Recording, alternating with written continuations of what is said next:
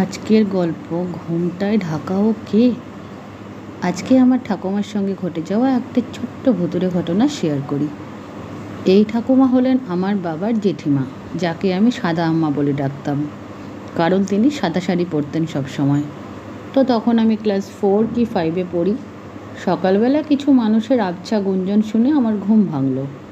দেখতে পেলাম আমার ঠাকুমাকে পাড়ার কিছু কাকিমা ঠাকুমারা ঘিরে রেখেছে, আর উনি কেমন যেন ভয় পেয়ে আছেন। প্রসঙ্গত বলে রাখি, উনি 18 বছর বয়সে বিধবা হন এক ছেলে কোলে নিয়ে। তারপর থেকে মোটামুটি 96 বছর বয়স পর্যন্ত একাই বেঁচেছেন। না তো কোনো দিন অসুস্থ হয়ে বিছানায় পড়ে থাকতে দেখেছি, আর না তো কখনো ভয় পেতে দেখেছি। উনি একাই থাকতেন, একাই রান্না করতেন।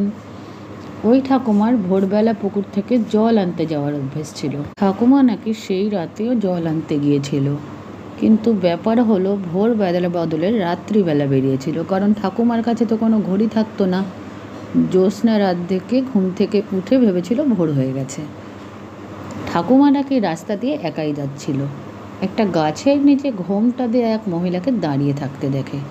ঠাকুমা নিজে থেকেই গিয়ে পাশে দাঁড়ায়। বউ, জল আনতে যাইবা নাকি? বউটি কোনো কথার উত্তর দেয় না। ঠাকুমা আবার বলে, যাইবা তো আমার লগে চলো। এই কথারও কোনো উত্তর পাওয়া যায় না।